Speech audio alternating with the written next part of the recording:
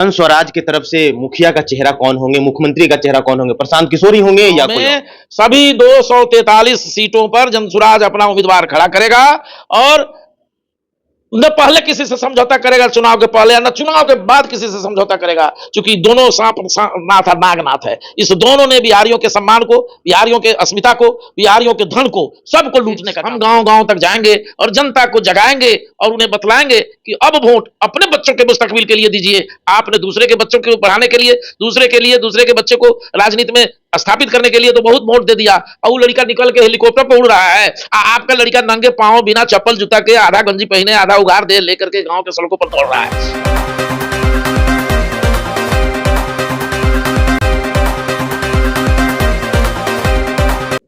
जो पहले जिन नेताओं के लिए वोट मांगा करते थे, अब उन्हीं नेताओं को खराब बताने लगे हैं और खुद के लिए वोट कर रहे हैं, मांग रहे हैं। जी हां, नमस्कार, मैं अभिषेक और आप देखना शुरू कर चुके हैं आपका अपना चैनल बीकेएम खबर। देखिए, बिहार विधानसभा लोकसभा 2024 संपन्न हो जाने के बाद जो है कि बिहार विधानसभा पर पूरे देश की निगाहें टिकी हुई है। लेकिन हम बात करेंगे बिहार में जितने भी दल है, पहले राजद, जदयू और बीजेपी, उसके बाद जो है कि जब अलायंस बना तो एनडीए और इंडिया अलायंस बना। लेकिन अब जो है कि अब एक दल जन स्वराज, जो कि प्रशांत किशोर पहले से ही काफी राजनीतिक में जो है कि सक्रिय रहे हैं, और उन नीतीश कुमार हो या फिर नरेंद्र मोदी जी हो, इन लोगों के लिए जो है कि लगातार कैंपेनिंग की है और वोट मांगे हैं। लेकिन अब जो है कि अब इन लोगों के खिलाफ आ गए हैं और खिलाफ आकर के खुद के लिए वोट मांग रहे हैं, यानी कि जन स्वराज के लिए वोट मांग रहे हैं, बिहार को उन्नत बनाने के लिए वोट मांग रहे हैं, बिहार को बेरोजगारी की दलदल से निकाल करके जो है कि रोजगार की सीढ़ियों पे बैठाने के लिए वोट मांग रहे हैं। हमसे बात करने के लिए उनका प्रवक्ता संजय ठाकुर जो है, जो कि जन स्वराज की प्रवक्ता, हम इनसे बात करेंगे कि आखिरकार बिहार में जो है कि वो कैसे जो है कि बिहार में अपना अधिकार जमाएंगे। कैसे आप लोग जो है कि इस बार 2025 में बिहार में आप लोग देखिए, ये तो सच्चाई है कि आदरणीय प्रशांत किशोर जी देश के चोटी के राजनीतिक रणनीतिकार हैं, कुशल चुनावी प्रबंधक हैं, सियासत के बाजार में एक मुनफरिद शख्सियत हैं, एक उम्दा ख्याल और सोच रखने वाला व्यक्तित्व है। जब उन्होंने महसूस किया कि बिहार को जानबूझ करके गरीब बनाया गया है, बिहार को जानबूझ करके मजलूम बनाया गया है, बिहार को जानबूझ करके निचले पायदान पर धकेलने की साजिश की गई है, जिसमें केंद्र की हुकूमत भी शामिल है और बिहार की पहले की भी हुकूमतें शामिल हैं, तो इस बात को समझने के बाद, और जब वो देश के दूसरे हिस्सों में लोगों की सरकारें बनाने जाते थे तो उन्हें बिहारी मिलते थे, बिहारी लोग जाके इनसे भेंट करते थे, जान करके जो भाई प्रशांत जी हमारे बिहार के हैं, तो इन्होंने उनके दर्द को, उनकी भावनाओं को समझा, महसूस किया, तो इनका हृदय पिघला और इन्होंने संकल्प ले लिया कि अब मैं ये सुख सुविधा और ऐशो आराम की जिंदगी को तिलांजलि दे रहा हूं, और महात्मा गांधी के विचारधारा पर, महात्मा गांधी की सोच, बाबा साहब भीमराव अंबेडकर के आईन, उनके संविधान में बताए रास्ते पर चल करके, और जननायक कर्पूरी ठाकुर की विचारधारा को लेकर के हम गांव गांव तक जाएंगे और जनता को जगाएंगे और उन्हें बतलाएंगे कि अब वोट अपने बच्चों के मुस्तकबिल के लिए दीजिए। आपने दूसरे के बच्चों को पढ़ाने के लिए, दूसरे के बच्चे को राजनीति में स्थापित करने के लिए तो बहुत वोट दे दिया, और वो लड़का निकल के हेलीकॉप्टर पर उड़ रहा है। आपका लड़का नंगे पांव बिना चप्पल जूता के, आधा गंजी पहने आधा उगार दे लेकर के गांव के सड़कों पर दौड़ रहा है, तो आपके बच्चा का तो भविष्य नहीं बन रहा है। आप तो वोट देकर के दूसरे को बच्चा का भविष्य बना रहा है, दूसरे के जात के नाम पर वोट देकर के जात पात कर रहे हैं, आपका कोई तो विकास हो नहीं रहा है। यही बात लेकर 2 अक्टूबर गांधी जयंती के पावन अवसर पर 2022 में वो पूर्वी पश्चिमी चंपारण के भितिहरवा आश्रम से उन्होंने पदयात्रा की शुरुआत करी, बिहार को बदलने की हुंकार भरी और उस जद्दोजहद को शुरू किया जो दूसरे के नजर में नामुमकिन लगता था। आज अब जब 18 जिलों की यात्राएं उन्होंने पूरी कर ली हैं, अभी मधेपुरा में उनकी यात्रा चल रही है, तो अब सारे बिहारियों को भी समझ में आने लगा है जो प्रशांत किशोर हमारे मुस्तकबिल के लिए काम कर रहा है, और नेताओं को भी थरथराहट आ गई है कि भाई अब हमारी दुकानदारी समेटाने वाली है, हमने जनता को बहुत ठगा अब ठगाने वाले नहीं है, जनता को जगाने वाला एक व्यक्तित्व तो आ गया है। पहले यही जनता से वोट मांगा करते थे प्रशांत किशोर, नीतीश कुमार जी के लिए, लालू यादव जी के लिए और नरेंद्र मोदी जी के लिए। तो अब जो है कि अब आखिरकार प्रशांत किशोर पे बिहार की जनता कैसा भरोसा करे, कहीं ये भी वोट लेकर के कहीं ये भी ऊपर ऊपर ना उड़ने लगे, बिहार को जो हाल में है उसी हाल में छोड़ दे। आप लोग अभी नौजवान हैं, नई नई पत्रकारिता की शुरुआत कर रहे हैं, इसलिए थोड़ा समझने में अभी आपको भी देरी लगेगी। आपको मालूम होना चाहिए कि ये इनकी पहचान ही है चुनावी रणनीतिकार के रूप में। अगर प्रशांत किशोर जी भारतवर्ष से लेकर विश्व स्तर पर ख्याति लब्ध हुए हैं, प्रतिष्ठित हुए हैं, तो चुनाव में रणनीति बनाने की महारत इनके पास हासिल है, तब हुए हैं। ये इनकी अपनी दक्षता इन्होंने प्रमाणित की है।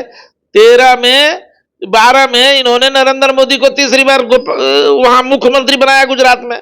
14 में उनको घर घर मोदी, हर हर मोदी का नारा देकर प्रधानमंत्री अपना कंधा लगा के बनाया।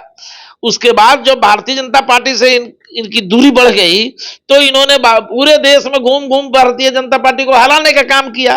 केसीआर को तेलंगाना में जिताया, आंध्र में जगनमोहन रेड्डी की सरकार बनवाई भाजपा को धूल धूसरित करके, पंजाब में कैप्टन अमरिंदर सिंह की सरकार बनाई अकाली दल और भाजपा को पराजित करके, बिहार में नीतीश कुमार, लालू यादव और कांग्रेस का गठबंधन, महागठबंधन करा करके यहां भाजपा को पटखनी दी। जब बहुत दिल खोल के प्रधानमंत्री जी भाषण करके या लोगों को 1 करोड़ दे दे, 1 लाख करोड़ दे दे कि 10 लाख करोड़ दे दे, बांट रहे थे गांधी मैदान में, आपको याद होगा। अगर संजय जी, लेकिन अभी सुनिए पूरी बात, आप जब प्रश्न दे रहे हैं तो उसका उत्तर भी पूरा ले लीजिए। तो बांटते रह गए लेकिन नहीं जीत पाए। उसके बाद ममता बनर्जी का कहानी आपको मालूम ही है, जो प्रशांत किशोर जी ने ममता बनर्जी को भी पुनः वापस सरकार बनाने में अपना कंधा लगाया, जहां भाजपा ने अपनी सारी ताकत लगा दी थी। इसलिए और वहीं पर इन्होंने संकल्प लिया कि अब मैं राजनेताओं को मुख्यमंत्री बनाने नहीं चलूंगा, अब मैं किसी पार्टी और दल के लिए मुख्यमंत्री बनाने का काम नहीं करूंगा, अब मैं बिहार जाऊंगा और बिहारियों को संगठित करूंगा। बिहारी भाइयों में से सही लोग, सही सोच, जिनके पास बिहार को बदलने का जज्बा होगा, उसको मंथन करके मथ करके निकालूंगा और उन लोगों का एक समूह खड़ा करूंगा, उनके सामूहिक प्रयास से बिहार में इनकलाब लाऊंगा। ये बात आदरणीय प्रशांत किशोर जी ने संकल्प लिया और तब से लगातार वो पद यात्रा कर रहे हैं। चंपारण बाबा कौम की पाक सरजमीन चंपारण से, मगरबी चंपारण से उन्होंने भितिहरवा आश्रम से ये यात्रा शुरू करी, जो लगातार निरंतर जारी है। और अभी 18 जिला के में मधेपुरा में हमारे नेता आदरणीय प्रशांत किशोर जी की पदयात्रा हो रही है। ये बिहारियों का बाह पकड़ के उसको नेता बनाने चले हैं, किसी दल या संगठन दूसरे दल को और दूसरे नेता को नेता बनाने नहीं चले। लेकिन आपके जो विपक्षी में है वो लोग तो कह रहे हैं कि आप लोग भाजपा के बी टीम है, भाजपा के कैंपेनिंग कर रहे हैं। क्यों नहीं कहेंगे, क्यों नहीं कहेंगे? जब पुराना घर ढहता है तो लोग आंधी को दोष बनाता है, जे आंधी के चलते ढह गया घर। ये ढह रहा है इनकी करनी से। 32 बरस से मुस्लिम भाइयों के साथ चिटबाजी, यादव भाइयों के साथ चिटबाजी, पिछड़ी जातियों के साथ चिटबाजी करके इन लोगों ने सरकार बनाई, 15 साल सत्ता चलाए। 15 साल के सत्ता में आपको मालूम है जो सुप्रीम कोर्ट, हाई कोर्ट सब का फैसला आप जानते हैं, किस तरह से इन लोगों ने बिहार के खजाने को चारा घोटाला किया, क्या क्या घोटाला नहीं किया। नौकरी के नाम पर जमीन लोगों से लिखा लिया, मंत्री बनाने के नाम पर जमीन लिखाया। ये सारे मामले आप जानते हैं जो न्यायालय में लंबित है। तो जिस आदमी ने बिहार के खजाना, जो बिहारियों का खजाना है, बिहारियों के खून पसीना से कमाया हुआ धन है, उसको लूट लिया, उस पर आप ट्रस्ट करने की बात करते हैं, तो उसका घर ढह रहा है तो परेशान है। क्योंकि अब वो लोग समझ गया है जो हमको राजनीतिक विकल्प मिल गया, तब तक विकल्प नहीं था, भाजपा बनाम राजद था, तो लोग डर के मारे, भाजपा के डर से राजद को वोट देते थे, लालू जी के डर से भाजपा को वोट मिलता था। बिहार में यही पैमाना था अब तक के वोट का। तो एक तीसरी मजबूत शक्ति बिहारी भाइयों के सामने चली आई है। आपको जानना चाहिए, आंकड़ों के हवाले से मैं बताऊंगा, 55% बिहारी तीसरे राजनीतिक विकल्प की बात जोह रहे हैं।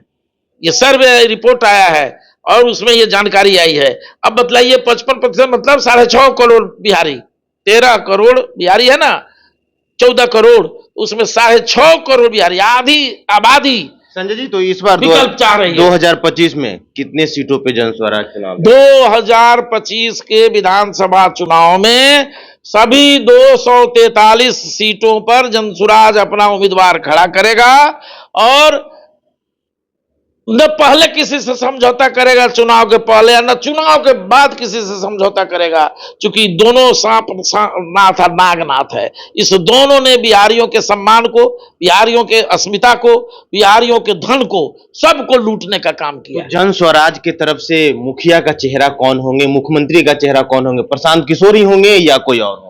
देखिए, आप लोग प्रशांत किशोर जी को न जानते हैं बढ़िया से और न सुनते हैं उनकी बात।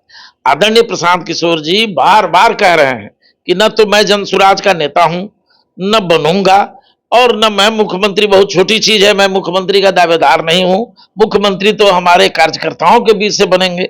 ये बात वो बार बार कहते रहे हैं। जो उनकी सोच इतनी छोटी नहीं है, वो चाहते हैं बिहार में इनकलाब आए, बिहार में परिवर्तन आए, नूतन बिहार का निर्माण हो और बिहार इतना विकसित राज्य बने जो दूसरे प्रदेश के लोग हमारे यहाँ नौकरी मांगने आए। हमारे जो लोग यहाँ बेरोजगार हैं उनको तो हम साल भर के अंदर अंदर रोजगार इतना उपलब्ध करा देंगे कि हमारे बिहार के बचे हुए बेरोजगारों को रोजगार के लिए कहीं भटकना नहीं पड़ेगा। और जो लोग दूसरे प्रदेशों में जाकर रोजी रोटी के लिए जिल्लत भरी जिंदगी जी रहे हैं, अपमान झेल रहे हैं, उनको साल भर के भीतर, 1.5 साल के भीतर सबको बुलाया जाएगा और सबको यही बिहार में रोजगार दिया जाएगा। और आदरणीय प्रशांत जी का यह भी सपना है कि एक दिन ऐसा आए जब पंजाब, हरियाणा, गुजरात, कलकत्ता, बंगाल, दिल्ली के लोग बिहार में आए और यहाँ दरखास्त दीजिए, हमें भी काम दीजिए, हमें भी नौकरी दीजिए। उस स्थिति में बिहार को ले जाने का सपना आदरणीय प्रशांत किशोर जी का।